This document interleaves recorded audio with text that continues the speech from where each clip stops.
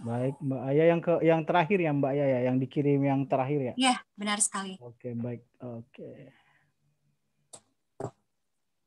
Oke, sebelumnya boleh saya buka ya, Mas Didi ya? Ya, silakan. Sambil saya Ya, menyiapkan ini, saya serahkan kepada Mbak Aya selaku pemantik pertama. Waktu dan tempatnya kami persilahkan, Mbak Aya. ya. Terima kasih sebelumnya untuk PAI yang sudah memberikan kesempatan untuk saya memberikan sajian di sini yang mungkin baru saya jalankan untuk Aksara Ulu. Nah, perkenalkan nama saya Gaya Mentari. Semua bisa bapak-bapak dan ibu-ibu bisa panggil saya Gaya. Saya akan menyajikan tentang Aksara Ulu, khususnya di daerah Serawai, Bengkulu. Nah, boleh disajikan PPT-nya, Ya, Mas? ini lagi saya sajikan nih, Mbak. Bentar, Mbak. Ya, sebelumnya mungkin sambil menunggu PPT disajikan ya, sebenarnya untuk membicarakan masalah surat ulu ini, kita harus tahu dulu sebelumnya bahwa sebenarnya aksara ulu ini tersebar di berbagai wilayah di wilayah Sumatera Selatan. Mungkin ada yang pernah lihat dan Sumatera, untuk wilayah Sumatera yang pernah disajikan oleh Mas Rizky Andifani, beliau sudah sempat menyebutkan bahwa untuk aksara ulu sendiri sebenarnya persebarannya itu mencakup beberapa wilayah dari Palembang, terus Jambi, Bengkulu sampai wilayah Lampung. Nah, jadi di sini ada penyebutan yang berbeda-beda untuk tiap wilayah. Jadi ada yang bilang itu masuk ke aksara yang dibilang aksara incung, aksara rencong, terus ada juga yang bilang aksara rejang. Nah, kalau di Bengkulu sendiri itu disebutnya sebagai aksara ulu gitu. Nah, terus yang penting di sini untuk di Bengkulu kebanyakan kebanyakan dari aksara-aksara ulu ini dituliskan di satu batu, ada yang dituliskan di media batu, dan ada juga yang dituliskan di media bambu, lalu ada yang dituliskan di media berupa kertas-kertas Eropa, ada juga yang dari rotan, namun yang paling dominan itu adalah di bambu.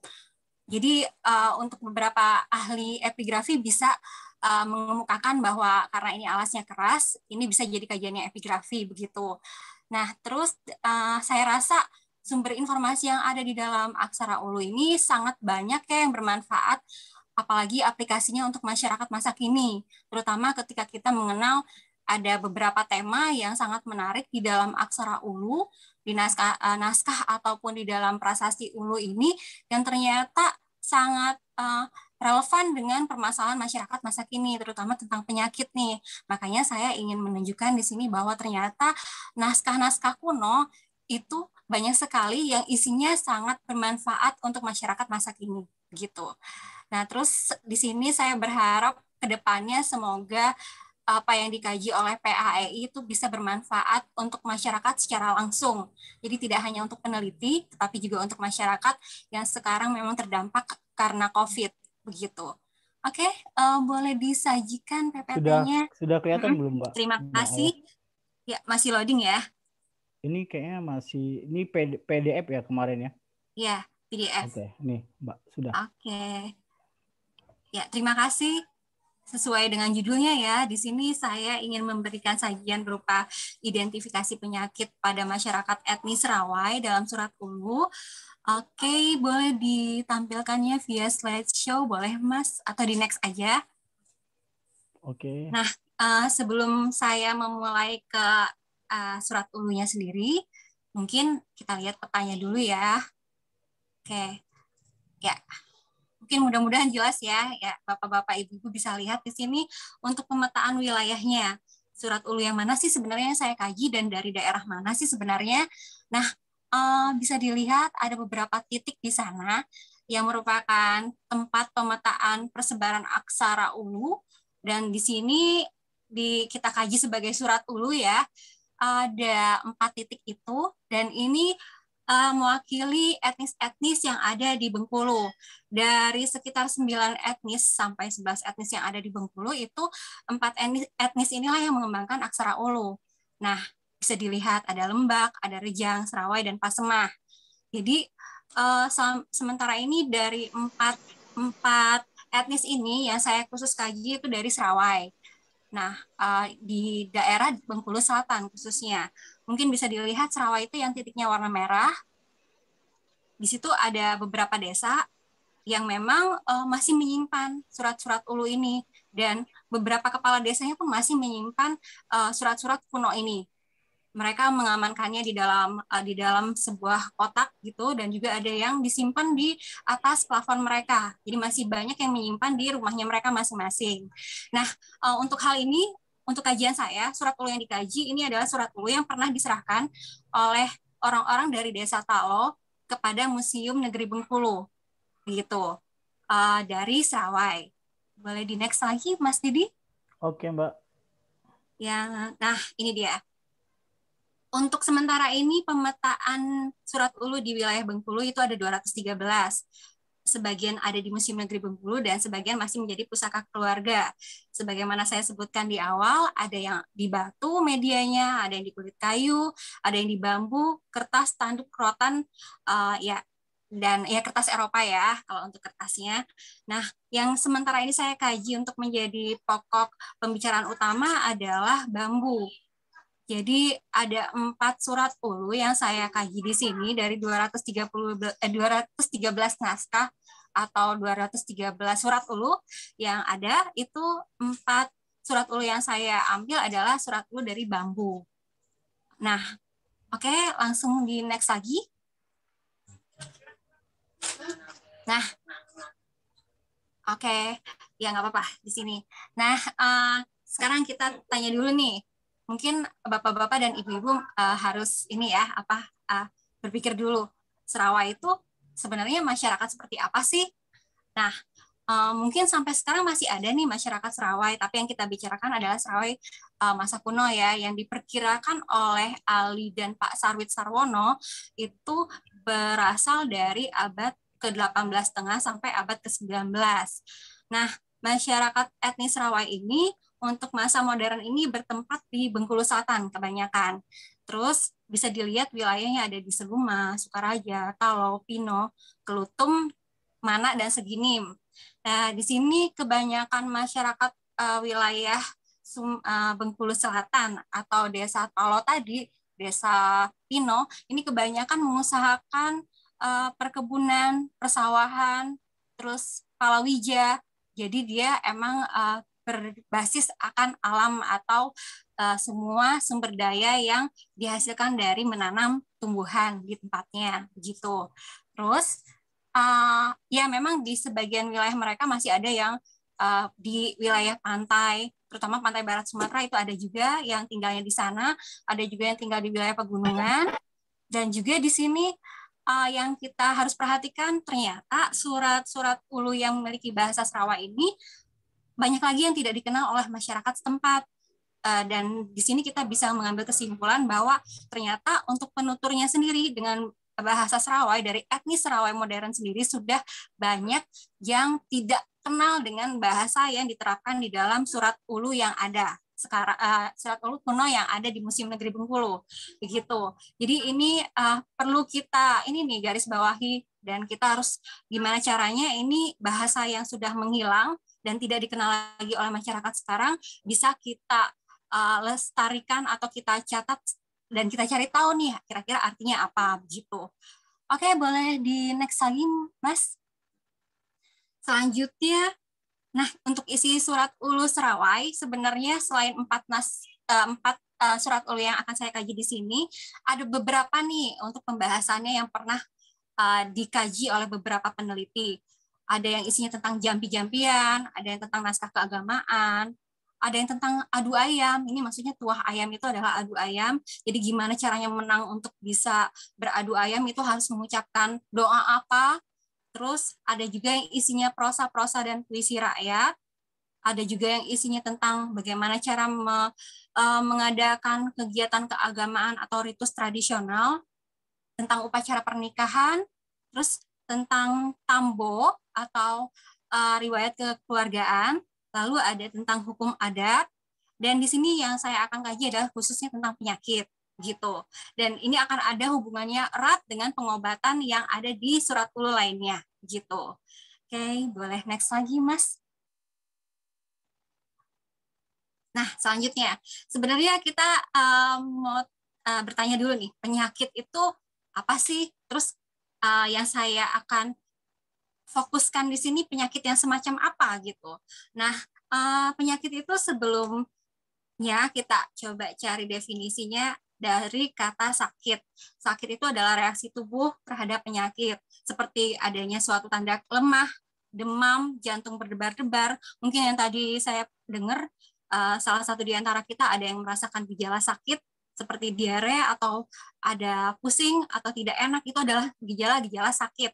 Nah, ketika dia dikatakan penyakit, itu ketika kita udah mulai tahu nih, oh ada virus yang hinggap di tubuh kita, terus ada selain virus bakteri, nah itu dikatakanlah penyakit akhirnya. Nah, jadi penyakit itu adalah suatu kondisi tidak normal yang dialami oleh seseorang karena ada gangguan tubuh atau mental yang menyebabkan seseorang tidak bisa beraktivitas sebagaimana biasanya.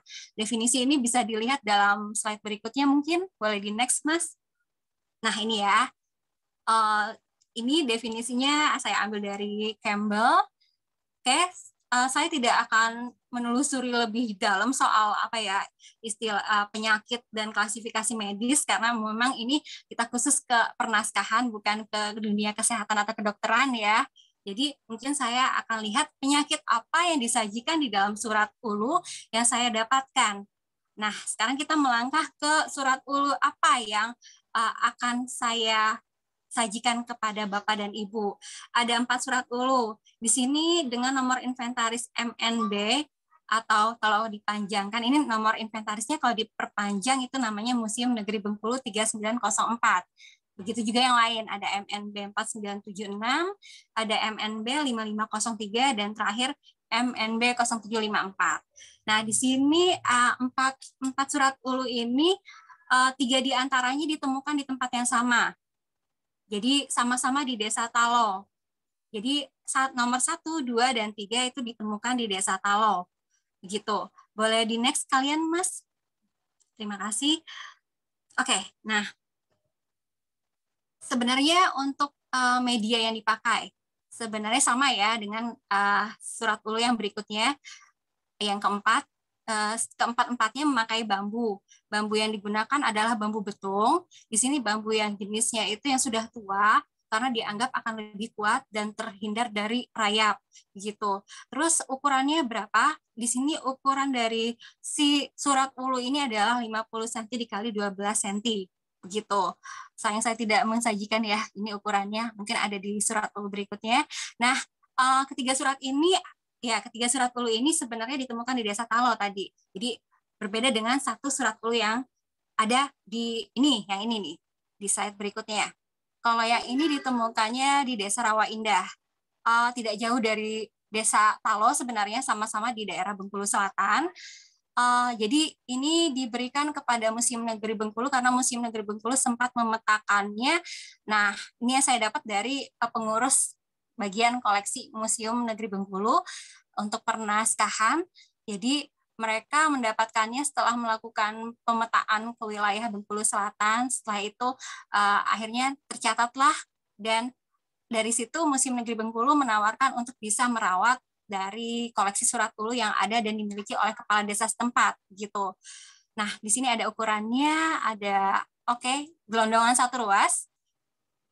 Nah, bedanya sama yang tadi, surat ulu yang sebelumnya yang ada 3 tadi ya, MNB, ada MNB 3904, terus ada 4976 yang 1, 2, dan 3 tadi, itu ternyata surat ulunya saling berkaitan. Jadi kalau di Museum Negeri Bengkulu mereka bilangnya dengan diganti namanya dengan naskah A, naskah B, dan naskah C karena saling berhubungan dan saling berkaitan. Berbeda sama surat ulu yang berikutnya yang tadi, yang disajikan hanya 1 saja.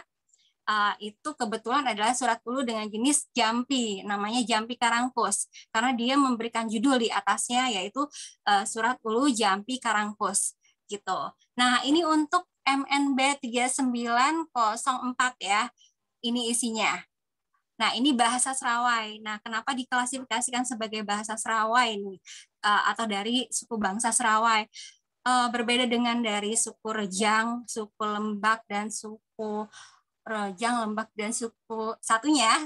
Nah, itu kalau di Serawai ada pengucapan nga, terus ada pengucapan enca, sedangkan di suku yang lain itu tidak ada pengucapan dengan kata-kata enta, enca, nggak ada, atau nga itu juga tidak ada. Jadi makanya ini diklasifikasikan sebagai bahasa Serawai gitu. Nah, dari isi yang ada ternyata surat Ulu ini yang tadi dinamakan naskah oleh MNB Museum Negeri Bengkulu, itu ditemukan ada beberapa jenis penyakit yang bisa diklasifikasikan oleh kita. Itu ada, dilihat ini ya di tabelnya, bisa saya langsung petakan. Ada panu, ada entalui kuning, talui pucat, entalui susang. Oke, parajo ngimbang, parajo baung. Nah, bisa dilihat sama ibu-ibu dan bapak-bapak di sini. Yang unik di naskah A ini berbeda dengan naskah B dan C. Di naskah A ini selain ada pola, ini tangas panu, koma, daun kuka kandis, jarunjungan ngaku kayu pedas. Terus lihat lagi di baris kedua, mungkin Bapak Ibu bisa lihat, walaupun tidak memahami bahasanya ya, nggak apa-apa, atau mungkin ada yang memahami, jadi bisa sambil diskusi kita. Di sini bisa dilihat entalui kuning, canungannya, kuning teterusan. Entalui kuning itu nama penyakitnya. Nah, terus canungannya itu adalah gejalanya, ciri-cirinya. Jadi setelah penyakit, dia menyebutkan ciri-cirinya adalah kuning keterusan. Jadi sakit kuning. Ciri-cirinya canungannya sakit kelihatan kuning seterusnya, terus menerus. Tangasnya, tangas O, obatnya adalah daun kenidai yang ada di tepi sungai karena ada cerminan di sini. Jadi ada daun yang kalau misalnya dia di pinggir sungai itu dia terlihat memantul seperti cermin. Makanya dibilang kenidai cerminan. Terus betangas di bawah batang ngasa pagi duo. Caranya itu kita bawa orang yang sakit kuning ini diasapi di pagi hari. Itu ada caranya. Jadi terus di sini disebutkan juga pagi di rumah diberikan air beras putih. Jadi air beras si orang sakit kuning tadi diminumin air beras. Begitu katanya, air yang kalau beras dimasak itu ada air berasnya diberikan supaya si orang yang sakit ini jauh lebih kuat. Jadi ada pola di sini. Bapak-bapak, ibu-ibu bisa dilihat setelah penyakit itu ada gejalanya ini, terus obatnya begini. Caranya itu bisa dari sekian baris ini ya, nanti bapak-bapak, ibu-ibu bisa lihat ada yang caranya itu dioleskan, ada yang caranya itu dimandikan, ada yang caranya itu direndam, bahkan ada yang caranya disuruh minum, begitu juga suruh minum obatnya, dan ada beberapa jenis obat-obatan yang disebutkan adalah obat herbal, dalam arti tanaman-tanaman atau tumbuhan yang ada di wilayah sana yang dipakai untuk jadi obat yang sakit ini, begitu. Oke, ya. Sampai sekarang saya sempat diskusi juga sama orang-orang Serawainya, 2 orang Serawai ini yang sudah tua, ada bapak yang saya ingat ibunya, saya lupa nama bapaknya, Ibu Reka. Nah, Ibu Reka itu sempat menyebutkan dia tidak tahu entalui ini apa, tapi mungkin saja entalui ini maksudnya adalah yang tadi ya ada di sini jenis penyakit entalui. Kemungkinan entalui ini berasal dari kata entayah yang artinya itu yang artinya adalah kemungkinan sakit jiwa, tapi kayaknya kalau dilihat dari konteksnya ini tidak nyambung nih kayak gitu. Kita lihat lagi ke konteksnya nih. Tapi saat saya tanya sama Bapak dari Serawai, nah saya lupa namanya, maaf, Bapak itu bilang kalau entalui ini mungkin adalah terkulai. Oke, ya. Terima kasih Mbak Lisda. Kalau pulut itu beras ketan, benar. Halo, tolong Pak Toto. Pak Toto tolong di mute atau hostnya tolong memute dulu. Ya silakan Mbak Ayah dilanjutkan lagi. Terima kasih Mas Didi. Ya gitu. Jadi ada 2 interpretasi yang beda dari pemaknaan kata entalui ya, karena mereka bapak dan ibu tadi, Bu Reka dan Bapak, saya lupa namanya, mohon maaf. Nah, mendekatkan kata entalu ini dengan persepsi yang berbeda. Ada yang bilang entalu ini terkulai, ada yang bilang entalu ini adalah entayah yang artinya sakit jiwa. Tapi ketika disambungkan dengan konteks kalimatnya sepertinya agak sedikit kurang nyambung begitu. Tapi bisa kita kaji bersama di sini mungkin sama-sama ya. Karena kebetulan juga mungkin ada yang paham dengan bahasa ini. Oke, boleh di next. Kalau ini tadi adalah MNB 3904, kita lihat ke selanjutnya MNB 4976. Berbeda dengan yang tadi ya, naskah A. Ya, oke, terima kasih Mbak Mimi. Di sini bisa dilihat bahwa di MNB 4976 berbeda dengan polanya yang tadi ada di naskah A. Di naskah A tadi ada sebutan sebutan sakit dulu, terus setelah sakit koma gejalanya, canungannya, tanda-tandanya atau gejalanya, setelah itu orang itu diapakan, lalu obatnya apa. Nah, kalau di sini nggak ada untuk ciri-cirinya sakit itu apa. Jadi ini hanya disebutkan ini obat sakit idapan. Idapan itu artinya kemungkinan kalau di sini ya diartikan sama orang Sarawak itu sebagai demam. Ini obat demam. Nah gitu. Terus bisa pakai daun pamuat. Daun pamuat kita masih cari nih orang dari Unip pendidikan biologi juga masih mencari daun pamuat ini nih apa. Belum diketahui nih nama biologisnya. Ada ya nama latinnya mungkin, nah itu belum ketahuan apa. Terus juga dikasih daun resam. Daun resam itu udah ada ya di sini ya. Terus daun langkenai, daun jering. Nah daun jering itu mungkin ada yang tahu kayak jering itu jengkol ya, daun jengkol. Ada yang tahu ya, mungkin ada beberapa di antara kita yang mengistilahkan jengkol dengan jering. Terus ada juga daun paku abang. Nah, terus diase itu maksudnya diusapkan dengan daun lalu bisa ditimbuk. Jadi ditimboyo itu ditimbuk, si daun itu ditumbuk maksudnya ditumbuk lalu bubuknya itu diasa aja di tempat orang yang demam itu. Misalnya karena dia demam kan biasanya kan dikening ya. Jadi tadi bubuk dari daun-daun tadi itu diusapkan aja di keningnya gitu. Nah, kita lihat lagi ada ubat bengkak api, akar jarang abang diasa, daunnya ditimboka. Nah, ini juga bengkak. Nah, apinya itu apakah bengkak bengkak panas sekali? Maksudnya ini juga masih dicari tahu oleh para peneliti di sini, termasuk ahli filologi Pak Sarwi Sarwono. Maksudnya ini api ini apa gitu? Apakah ini bengkak karena tertumburkah atau bengkak karena kena penyakit tertentu? Ini masih dicari tahu. Terus di sini dia obatnya diberikan akar jarang abang. Terus sama ini juga diusapkan ke tempat yang bengkak. Lalu daun si jarang abang ini lalu ditumbuk maksudnya begitu. Nah, banyak lagi itu ada bengkak putih dan saya kasih titik-titik karena kebanyakan memang juga menyebutkan soal bengkak yang klasifikasinya itu ada bengkak api, ada bengkak putih, ada bengkak marucal, ada bengkaknya marucal itu maksudnya kayak bengkaknya itu timbul sekali.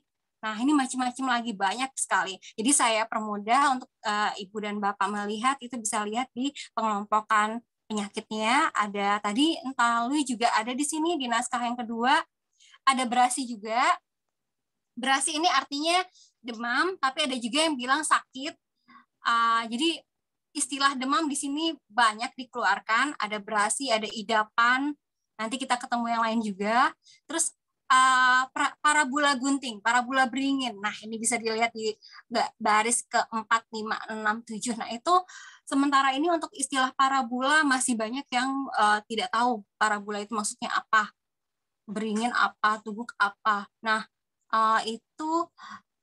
ada di masih banyak yang tidak tahu di sini.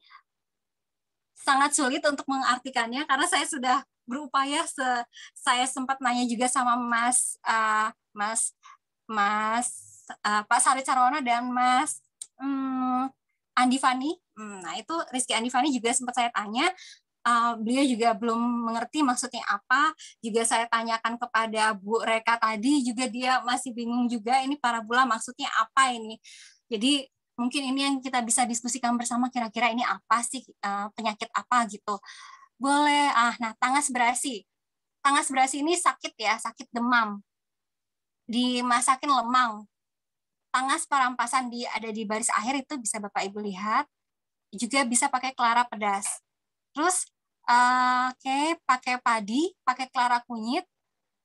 Ada nga kalara sekambang, kalara capo, kalara bunga abang, bunga kuning, nga kalara pinang. Mungkin ini ya benar ada tadi beberapa di antara kita yang nyebutin ini mungkin ada bahasa Melayunya. Terus ya. Ada ngalama atap, sukumnya sabut, ngakapur. Nah, ya untuk demam ini sangat banyak sekali obat-obat herbalnya yang disebutkan oleh si penulisnya, si scriber ya sebutannya ya.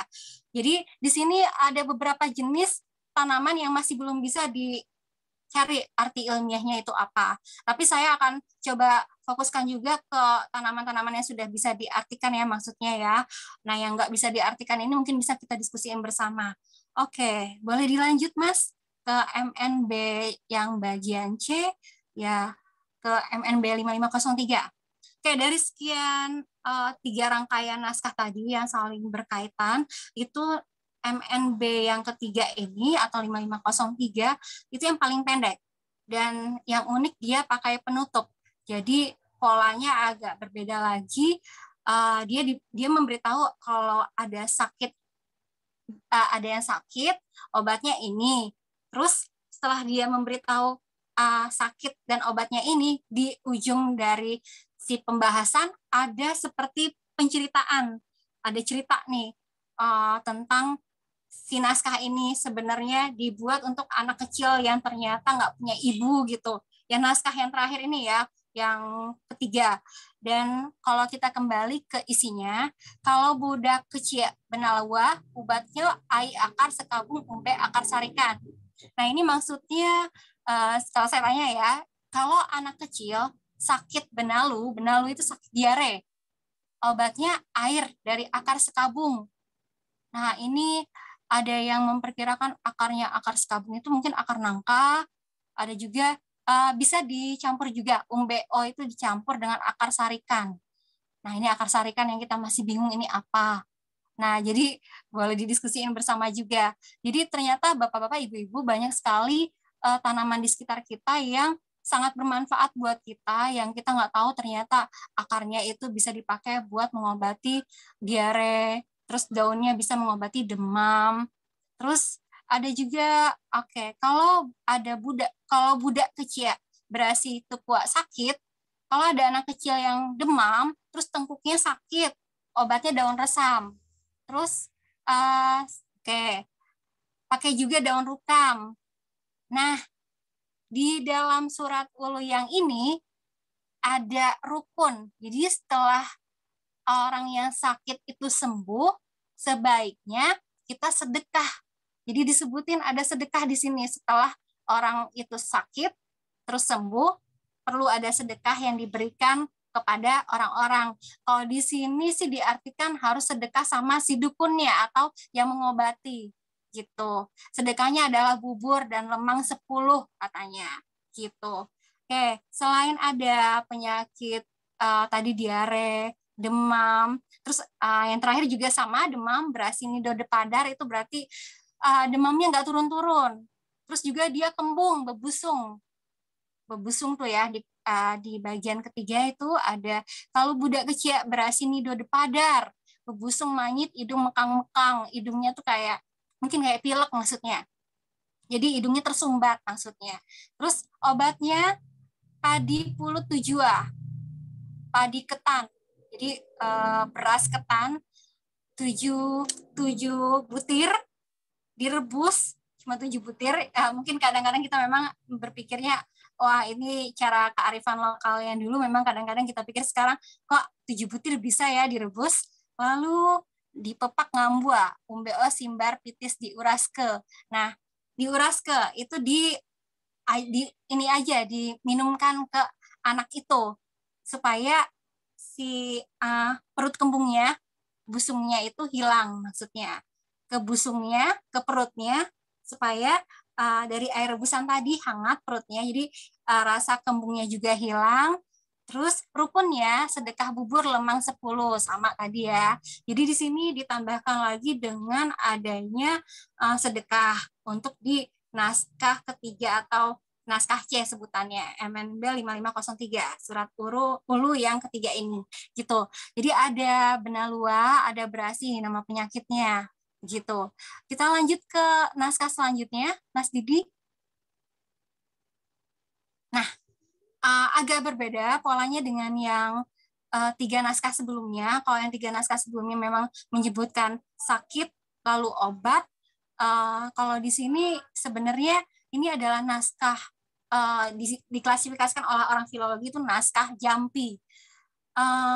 Disebutnya itu adalah naskah Karangkus. Jadi surat ulu yang ini ada judulnya di atasnya, namanya Karangkus. Karangkus itu kalau diartikan oleh orang setempat itu hantu. Jadi sebenarnya ini jampi-jampi hantu. Nah, kita bisa interpretasiin dari beberapa sudut pandang nih. Sebenarnya ini maksudnya apa sih? Kalau di sini beberapa ahli itu mengatakan kalau mungkin saja surat ini maksudnya adalah jampi-jampi buat orang yang sakit demam. Karena dia di sini disebutkan ada orang yang demam, jadi dia harus menyebutkan jampi-jampi ini.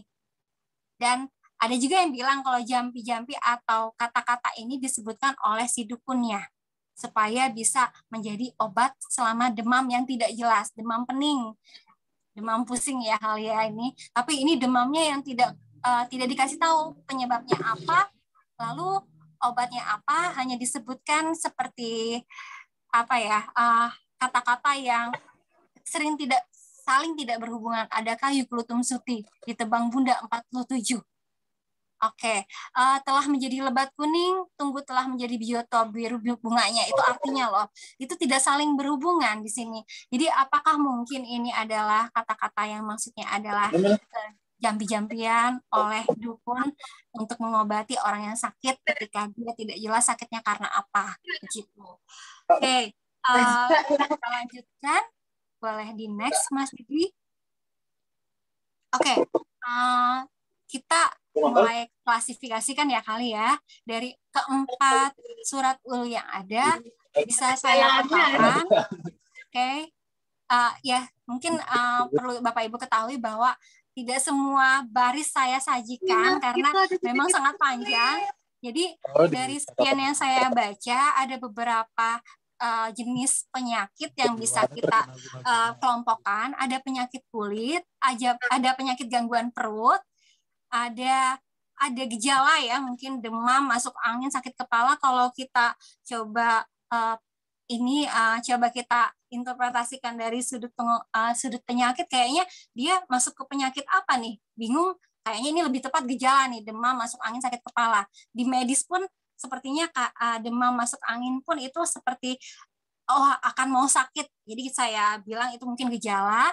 Terus ada juga di sini, nah mungkin penyakit jiwa yang tadi kayak di naskah Karangkus atau surat ul Karangkus yang memang kita nggak tahu nih demamnya itu sebenarnya karena apa gitu. Dan kita ini dulu petakan sebagai penyakit jiwa ya, terkena guna-guna atau kesurupan. Tapi yang unik di surat ulu yang sebelumnya ada sempat disebutkan kalau misalnya satu baris tentang entalui tadi ya, yang ada disebut Ibu Reka sebagai entayah, ada obatnya dari Ibu Reka ini nyebutin ini obat untuk penyakit jiwa atau yang terkena guna-guna. Mungkinkah ini bisa dihubungkan kira-kira? Saya sendiri masih bingung untuk hal ini, tapi saya coba untuk petakan. Coba di next dulu. Kita coba lihat bagaimana pengelompokan dari penyakit yang ada tadi itu diobati dari obat-obat yang ada dan tertera pada surat ulu dari A, B, C atau naskah MNB tadi dan surat ulu yang terakhir itu kalau kita petakan ada penyakit kulit. Tadi panu yang disebutkan di dalam surat ulu ternyata bisa diobati dengan kandis. Mungkin ada yang tahu asam kandis ya, yang suka dipakai buat makanan, pembuatan pengolahan makanan seperti asam kandis untuk kacang merah, terus ada juga yang buat asam apa, gulai asam apa, nah itu suka dipakai, ternyata itu bisa untuk mengobati panu. Dan beberapa kali saya juga sempat baca itu kandis ini bisa dipakai untuk penyakit kulit lainnya, begitu. Juga, nah ada kulit merah pada bayi, nah itu bisa dipakai daun wangu. Nah ini saya belum ketemu daun wangu itu yang seperti apa. Terus ada juga campak, nah ini bisa diobati dengan daun nihil atau injang. Lalu ada kudis pakai nangka. Nah, memang nangka ini terkenal ya bisa mempercantik kulit sebenarnya. Ya, oke. Jadi untuk nangka ini sebenarnya ada juga di dalam naskah disebutkan akar nangka itu juga berguna untuk mengobati demam. Jadi ternyata nangka itu berkhasiat sekali dan nangkanya sendiri itu bermanfaat untuk kulit kita. Mungkin makanya kalau ibu-ibu dan bapak-bapak suka lihat kalau ada orang yang kulitnya cerah itu, ada yang kadang-kadang mereka memang hobi makan nangka gitu. Jadi terpraktekkan nih sekarang nih ya, ternyata memang kudis bisa diobati juga dengan nangka ternyata. Terus yang terakhir ada obat gatal, ada namanya dadap putih. Dadapnya saya masih bingung ini apa. Sementara ini saya belum tahu dadap itu maksudnya apa. Oke. Nah, jadi kalau untuk penyakit kulit ini sebenarnya mungkin berkaitan dengan alergi atau gangguan terhadap sistem kekebalan tubuh manusia. Makanya akhirnya kita menyikap respon dari kulit itu adalah gatal-gatal gitu. Jadi inilah obat-obatnya yang bisa kita tarik dari surat ulu yang ada. Boleh di next lagi, Mas. Nah, ini yang selanjutnya, kalau tadi itu penyakit kulit, ini penyakit gangguan perut ya. Mungkin tadi kayak saya dengar tadi Mbak Retno ada gejala diare nih. Mungkin bisa dicoba kalau misalnya diarenya mungkin ringan ya, saya nggak tahu kalau diare berat harus ditangani dengan apa. Sementara ini yang dapat ditarik dari surat ulu, itu bisa diobati dengan salak. Ya, mungkin pengetahuan umum jambu air, jambu keling itu bisa juga dipakai, atau jambu batu ya yang kalau kita dengar sekarang itu bisa juga menahan diare atau mencret. Nah, terus selain diare dan mencret, ini juga ada penyakit cacingan pada anak-anak itu bisa diobati juga dengan pinang. Begitu. Ada juga usus buntu. Ini saya juga bingung, ini daun balik angin. Maksudnya apa? Ini masih dicari tahu juga oleh para ahli pendidikan biologi dari UNIP. Maksudnya balik angin ini apa? Terus emah bisa dipakaikan tanaman pacar air, jadi diminum saja caranya. Terus ada juga perut kembung yang tadi, kenidai cerminan, daunnya biasanya ada di dekat sungai. Daun kenidai, mungkin untuk masyarakat Serawai dulu ada daun kenidai. Sekarang saya kurang tahu daun kenidai ini masih ada atau tidak, gitu. Oke, saya lanjutkan. Nah, ini baru perkiraan ya. Gangguan kejiwaan yang bisa kalau di dunia medis itu disebut dengan psikomatik. Sementara ini kalau kita lihat dari yang Jampi Karangkus dan kalau dihubungkan dengan naskah MNB atau surat ulu yang kedua tadi, kemungkinan terkena guna-guna yang tadi entalui bisa jadi entayah itu bisa diobati pakai kelapa gading atau kelapa kuning. Terus daun rukam. Caranya gimana? Kalau di dalam surat ulu itu disebutkan dia harus berendam. Memang kadang kita tidak tahu ya itu benar atau tidak, masuk akal atau tidak, tapi cara kearifan lokal yang demikian mungkin saja bisa dipraktekkan begitu. Terus ada juga kesurupan, pakai niuh kuning diusapkan ke keningnya. Itu yang saya bisa tarik gitu. Oke, ya kalau sebutan ini semua tadi Bapak-bapak dan Ibu bisa lihat di sini.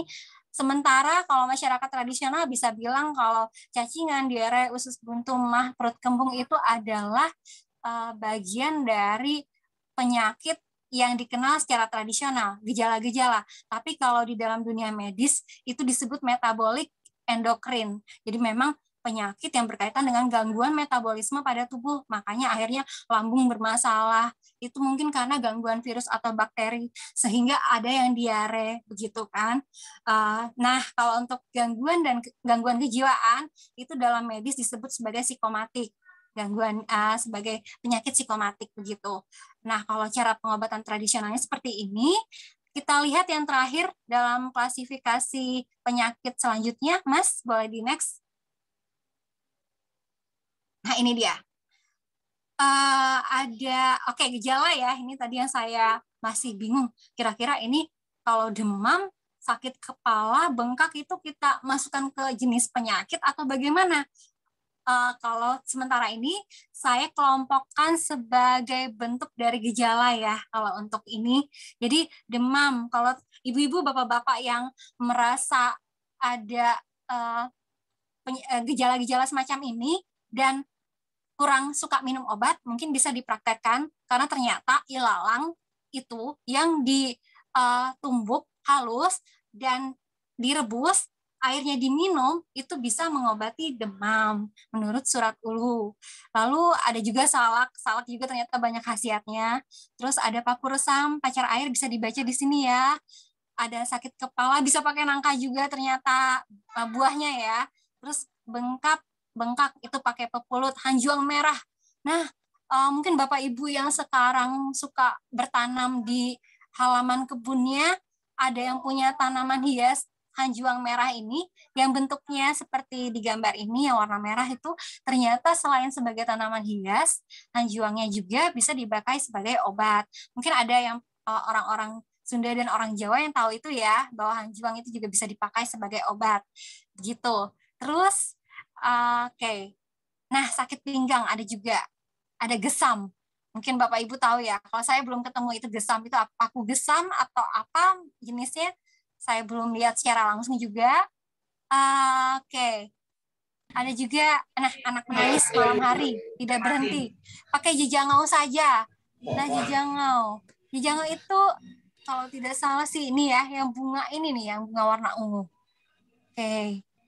Nah, terus yang terakhir, bengkak itu sama dengan bengkak yang sebelumnya ya, bisa pakai hanjuang merah, terus ada hanjuang abang, tadi sama kalau bengkak bisa pakai daun hanjuang yang ibu bapak kembangkan di halaman kebunnya, begitu. Boleh di next lagi, Mas? Nah dari kajian ini, ya mungkin masih banyak yang masih banyak sekali yang harus dikaji lagi lebih dalam karena masih banyak bahasa yang masih belum bisa dikenal oleh kita sekarang dan sudah mulai punah dan tidak dikenal lagi oleh masyarakat sekarang. Jadi ada paling tidak kita bisa tarik beberapa kesimpulan di sini. Ada 4 jenis pengelompokan penyakit yang ternyata kebanyakan di surat ulu itu didominasi oleh demam. Jadi demamnya itu bentuknya macam-macam, gejalanya macam-macam. Ada demam tidak berhenti, ada demam yang ciri-cirinya itu wajahnya kelihatan pucat sekali, ada juga yang demam klasifikasinya itu dia sebutkan ciri-cirinya di belakang telinganya itu hitam, seperti itu di surat ulunya disebutkan seperti itu.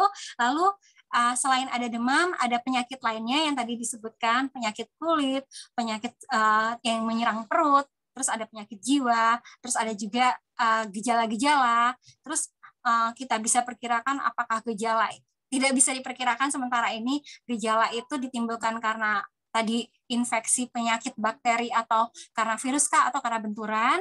Lalu ada juga, ini dia kata-kata yang masih kita belum bisa sebutkan.